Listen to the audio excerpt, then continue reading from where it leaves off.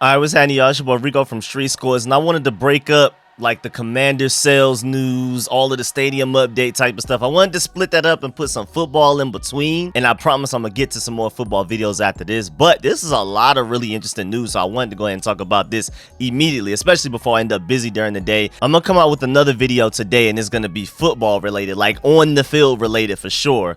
But for now, I wanted to talk about how the Josh Harris group wants the RFK site in DC. And also, there's just a lot of more interest from the entire DMV area, DC, Maryland, and Virginia, to potentially allow the Commanders to put a new site there. A complete 180 from these people compared to when Dan Snyder was still the owner. So we got to talk about that. Also, we got to talk about how the NFL apparently will do what's necessary to make this sale go through. They are sick of it just as much as us fans are. If you didn't know that, trust me. Like, the NFL wants this to be done. The other NFL owners, maybe even Dan Snyder himself, wants this to be done just as much as us fans do. And then also, of course, Colombia's richest family is now a part of the Josh Harris group. Well, I think they already were, but now we just received information that they officially are. And then the largest apartment owner in Maryland, Pennsylvania, and New York is also part of the deal as well. So we got to dive into all of that and more. But before we do, make sure you subscribe to the channel, hit the bell next to the subscription button so you get notification immediately, and every time I release an informative and opinionated video just like this one. Again, be on the lookout for the live stream this weekend. It will more than likely be Sunday, where we do our official draft review, grades, and all of that. But most importantly, I'm gonna open up the phone lines for y'all to call in. You voice your opinions. I'm gonna have to be like really strict with the 3-minute timer, because I'm sure a lot of people are gonna want to call in and give their opinions. This is a platform and a way for every Commanders fan to let everybody know how they feel about this draft, good or bad, whatever. It's not just for us YouTubers to talk about. I want to give a platform for everybody to discuss it, so that's why I'm doing that. Also, be on the lookout for all of the film sessions I'm about to start working on for our entire draft class, and some of the more notable undrafted free agents as well. Make sure you go become a channel member, because the channel members will get like the 30-minute to an hour-long version. The general public will probably get like 5 to 8 minutes. We'll see. But yeah, man, let's go ahead and get to the video. Let's get it. You tell your family you can be a commander.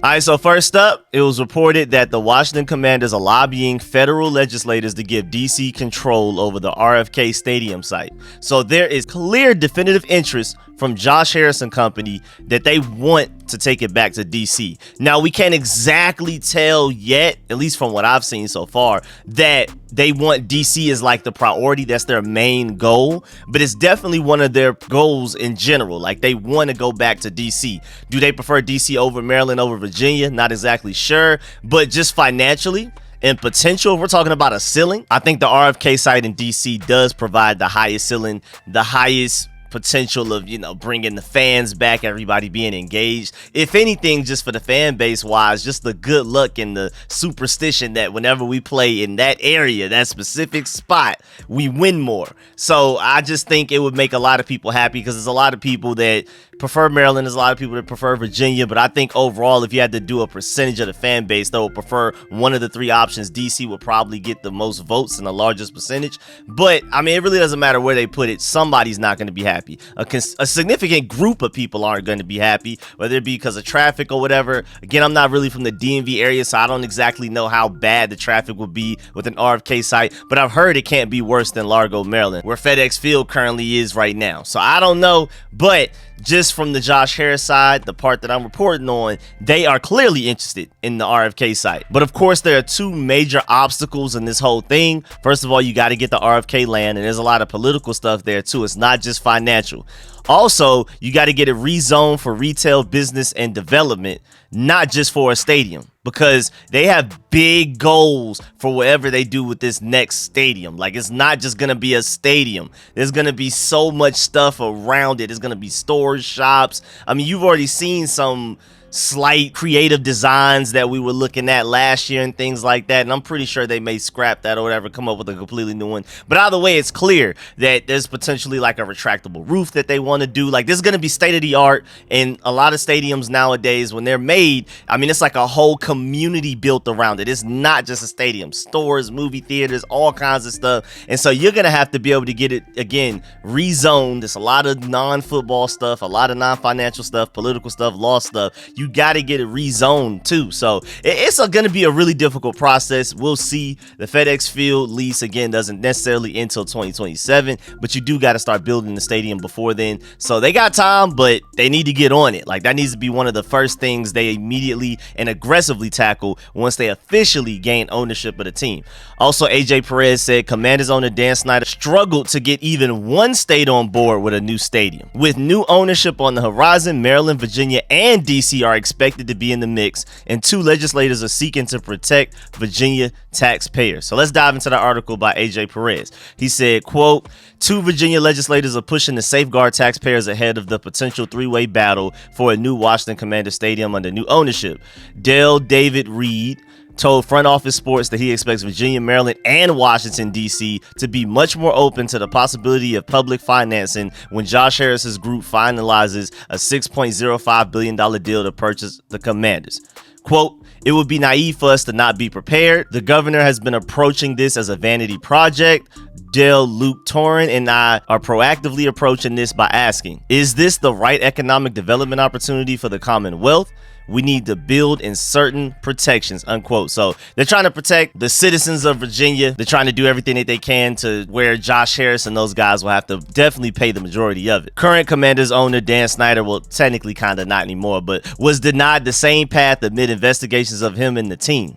Last June, a bill that would have led to the creation of a stadium authority as much as $300 million of public funding for a $3 billion dome stadium in Northern Virginia was shelved. So we'll see how that goes. I mean, there are still roadblocks. That's basically what this article is saying. There are things still in the way. There are still roadblocks. There are difficulties that Josh Harris and the guys will have to overcome wherever they end up trying to put the stadium, but especially Virginia, because Virginia is doing everything that they can to make it to where it will not be paid by taxpayers. But at the same time, some great news is the fact that DC, Maryland, and Virginia are all more open to allowing the Commanders to build a new stadium in either of those states, just simply because Dan Snyder is selling the team to really anybody. But I think they also trust Josh Harris after especially seeing what he's done with the 76ers and the Devils. So we'll see how that goes. Also, JP Finley tweeted, this is good news, but they've also tried this before. The difference is the lobbyists don't have to ask politicians to stand next to Dan Snyder at a ribbon cutting. And that difference might be huge. And that's a good point, man. Just simply having to stand next to Dan Snyder when the stadium is built may just have already prevented a lot of people from wanting to even do business with the Commanders when Dan Snyder was the owner. They probably foresaw into the future and was like, once this goes down and it's finalized and the stadium is ready and we're looking into the year 2027 and things like that, I'm gonna have to stand next to Dan Snyder, take pictures with them, smile, and act like, you know, we're cool like that just because we made a business deal or something. So that probably did affect a lot of things. I mean, a lot of people really hate Dan Snyder, and it goes beyond just money. It didn't matter if working with Dan Snyder could help you make money. A lot of people were like, hey, man, if it's not good money, I don't want it. So Dan Snyder being gone does help us a lot with a lot of things, especially trying to get this next stadium going, and especially if you want it done in DC. Now, the Washington Post article by Sam Fortier, Michael Bryce Sadler, and Megan Flynn, they said the Washington Commanders are lobbying federal legislators to give DC control of the RFK Stadium site, which would pave the way for the city to offer it as a potential new home for the team. In recent months, a group representing the Commanders led by Denton's lobbyist Matthew Cutts and Commanders Vice President of Public Affairs Joe Maloney has met with the staff of the House Committee on Natural Resources and the Senate Committee on Energy and Natural Resources, according to a spokesperson for the House Committee and a spokesperson for the Senator Joe Manchin III, who chairs the Senate Committee. If Commanders owner Daniel Snyder sells the franchise to the group led by hedge fund billionaire Josh Harris, it could spark a stadium competition among DC, Maryland, and Virginia. That's interesting. So not only are they all interested, but it may get to a point where they're competing for Josh Harris. So instead of us as the Commanders trying to fight them to allow any of them to do it, it may get to a point where it's a complete 180 and DC, Maryland, and Virginia are fighting each other to win us over. So, hey, man, that's a complete 180 from Dan Snyder going to Josh Harris. That is huge, man. That's a really interesting quote. To be in the game, the city would need to control the RFK land, though, which the federal government owns and leases to the district sports and entertainment authority, Events DC, or have clarity on what it could offer the team. So that's another thing that some people may not know. Technically, the RFK land is not controlled by DC itself. It is technically controlled by the federal government. So that's a weird hurdle that Josh Harris and the group will have to go over to get RFK. But it sounds like they've been digging into that situation even for a couple of months now. Reported it like weeks ago. So we'll see how that goes. The natural resources committees, which have jurisdiction over federal land transfers, will be key in the city's efforts to obtain the land or be granted a lease extension and modification. The RFK lease runs through 2038 and restricts the land usage to sports, entertainment, and recreation, which could prevent the Commanders from creating the mixed-use development they have pitched to Virginia and Maryland. Again, they want a stadium that is not only just a stadium, not only for sports and entertainment. They want stores, they want everything. They probably, I think I remember hearing that they want to even have like houses and some type of homing over there and things like that. Like literally a little mini city. Imagine it as a mini city. And again, the RFK site, with the way that the lease runs all the way through 2038, it restricts land usage to only sports, entertainment, and recreation, which that stadium plan, that mini city, does not follow those guidelines. So if they want RFK,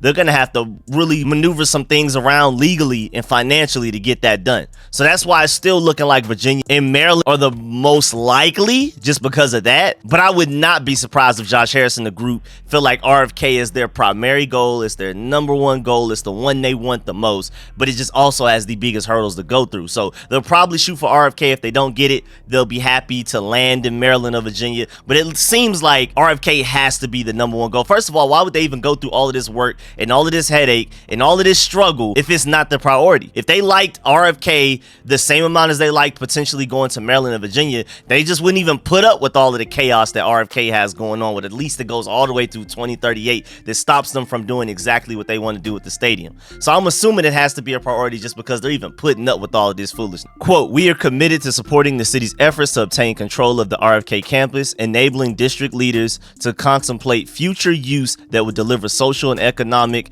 benefits for the surrounding community," a Commander spokesperson said in a statement. "We are communicating with stakeholders at the federal and local level, sharing our vision for a potential venue." So they're basically selling them like, I know the lease says through 2038 that, you know, it's supposed to only be for sports, recreation, entertainment, and things like that, but just hear me out. That's basically what they're doing. Like, look at my vision. Just let me, hey, just give me a moment real quick. Let me explain to you how this could benefit everybody so you can relax on some of those rules a little bit. Take some of the handcuffs off, let go of some of those restrictions. In March at the NFL's owners meetings, Commanders president Jason Wright said the team could not select a stadium site until the sale is finalized. But in conversations with potential ownership groups, he added one of the primary focuses was a new stadium when talking to new ownership groups that would buy the Commanders from Dan Snyder. That has to be one of the main talking points. I mean, obviously, he said he had briefed prospective buyers and outlined the visions of local leaders. So he basically was just up front with it, like, hey man, you want to buy the Commanders, this stadium stuff is going to be huge. And then as far as the stadium stuff, this is what we're dealing with so far from Maryland, DC, and Virginia.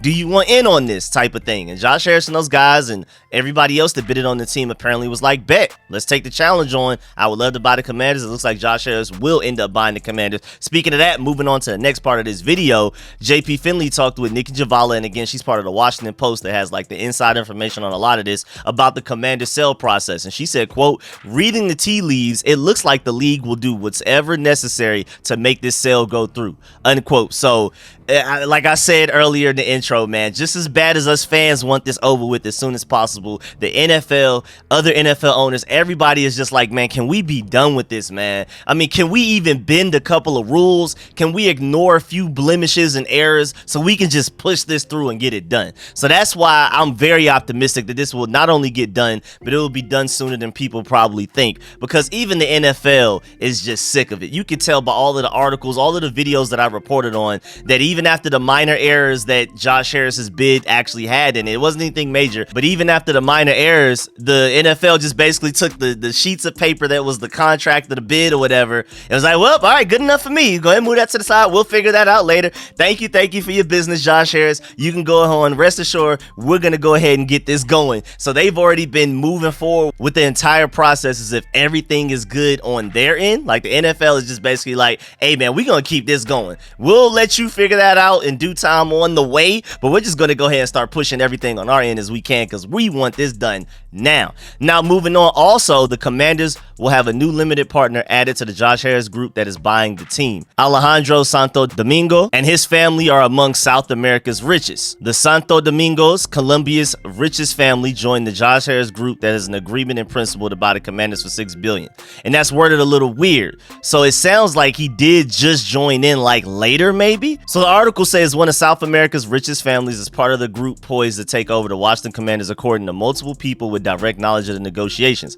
Alejandro Santo Domingo and his family, investors from Colombia, are part of the bid group led by 76ers and Devils co-owner Josh Harris, said the people, who were granted anonymity because the details are private. Also in the group is Mitchell Morgan, CEO of Morgan Properties, which says it is the largest apartment owner in the states of Maryland, Pennsylvania, and New York. The group reached an agreement in principle last month to purchase the NFL franchise from Dan Snyder for about $6.05 billion. Though the deal hasn't been signed, minority partners who have previously been reported include multi-billionaire Mitchell Rales, investor Mark Ein, and NBA Hall of Famer Irvin Magic Johnson. It's unclear how much money Morgan or the Santo Domingo family will contribute to the bid. A representative for Harris declined to comment. A representative for the Santo Domingos reached through the family's website, recently stopped responding to messages. Morgan didn't respond to an email seeking comment or anything, so we're not going to be able to get a lot of information out of these guys, especially as of right now. A lot of this stuff is supposed to be anonymous. I mean, we're really not even supposed to know who's really involved. I'm not even exactly sure how this information is getting out,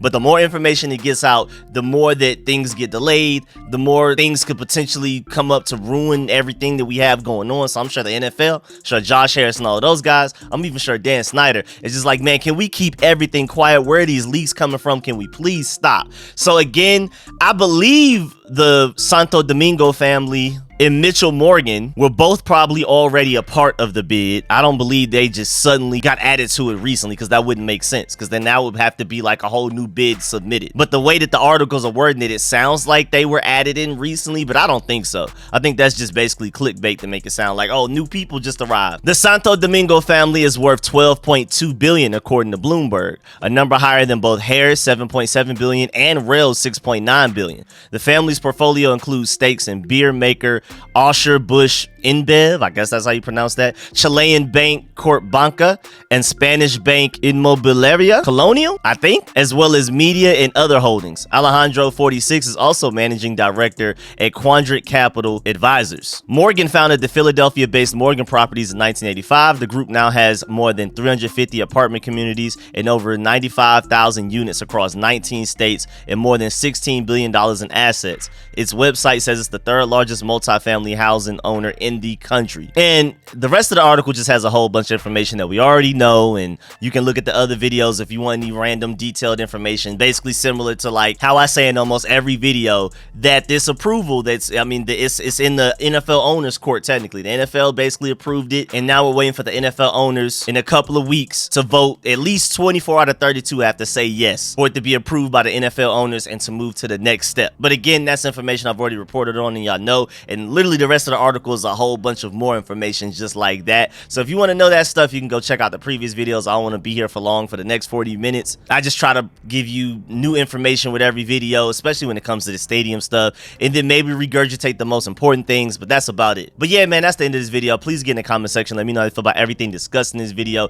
Please leave a like on this video if you liked it, if you learned anything. And as always, man, I appreciate all the support, man. Shouts out to all my sponsors, especially my Pro Bowl sponsors whose name you see scrolling on the screen right now. Man, I really appreciate all y'all. Let me know how you feel about everything discussed in this video. The potential that the Commanders could end up building their stadium at the old RFK site. Would you prefer to Maryland, DC, Virginia? I definitely want to know that in the comment section, because I feel like the general pulse is DC, but I've also seen a lot of people complain about it potentially being in DC, and it's not just a unanimous thing. It seems like it's majority DC, but not unanimous. So let me know in the comment section how you feel about that, and also how do you feel about these other names that are coming out that are a part of the Josh Harris bid, especially one of them being the Alejandro Santo Domingo family, that are worth more money than Josh Harris himself, even though Josh Harris owns the largest stake of the Commanders potentially once he buys a team with 30%. So I mean, that's a real interesting dynamic right there. But again, I'm gonna catch y'all later.